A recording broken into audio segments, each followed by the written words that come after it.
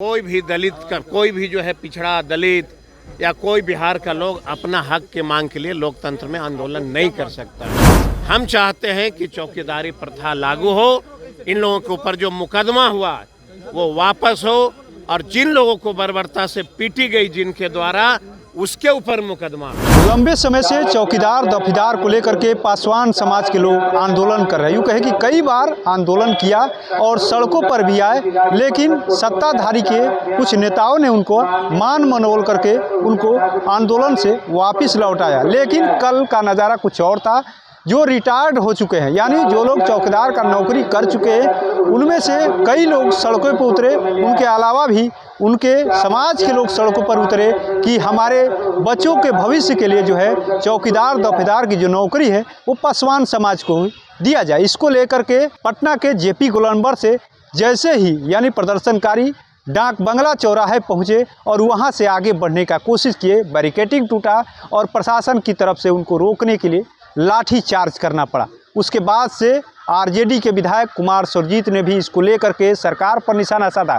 साफ साफ कह दिया है, सरकार को तय कर लेना चाहिए कि कोई भी व्यक्ति, चाहे दलित पिछड़ा या किसी समाज का व्यक्ति अगर प्रदर्शन करता है तो उस पर इसी तरीके का रवैया होगा। उसको प्रदर्शन करने का लोकतांत्रिक जो अधिकार है वो नहीं है। सुनवाते हैं आपको किस तरीके से कुमार सुरजीत ने निशाना साधा है। में से 90% लोग गरीब पिछड़े दलित परिवार से आते हैं, जो पंचायत से लेकर के थाना तक लोगों को जो है सुरक्षा देने का काम करते हैं। क्या कहा चौकीदार दफादार के लोगों ने, क्या आपने ही 2014 में चौकीदार दफादार का कानून लाया था कि अगर कोई ड्यूटी के समय कोई परिवार का मृत्यु हो जाता है तो उनके परिवारों को नौकरी मिल जानी चाहिए।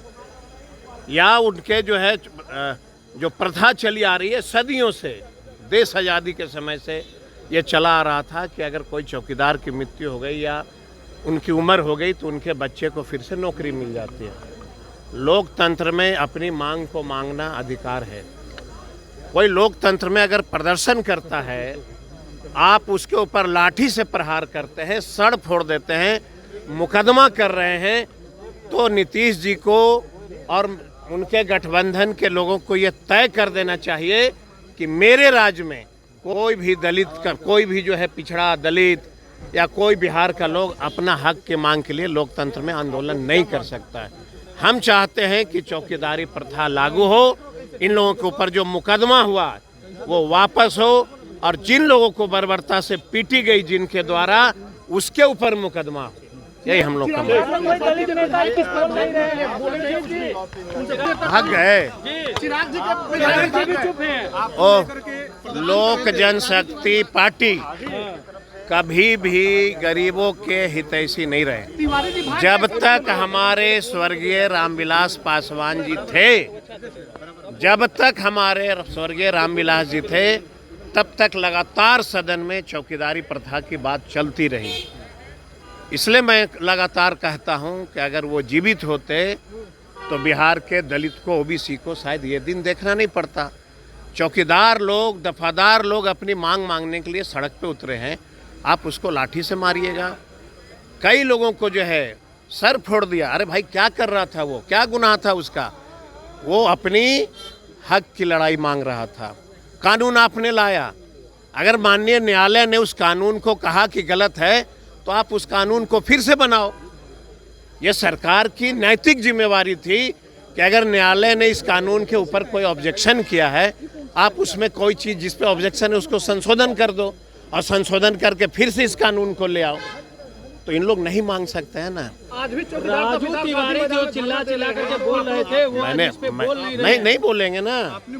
मैंने क्या, मैं तो लगातार कह रहा हूँ कि आज भी मैं मांग दोहराता हूँ कि बिहार में स्वर्गीय रामविलास जी की मूर्ति स्थापित हो। और सुन लीजिए, सदन के बाद मैंने कहा है कि पूरे बिहार का पासवान मुख्यमंत्री को हर गांव से रामविलास जी से के मूर्ति स्थापना के लिए हर गांव से इनके पास पत्र आएगा।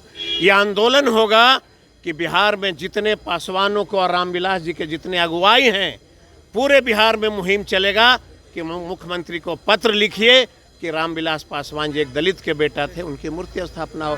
और चौकीदार प्रथा की, दफादार प्रथा की हम लोग जो है पुरजोर लड़ाई लड़ेंगे।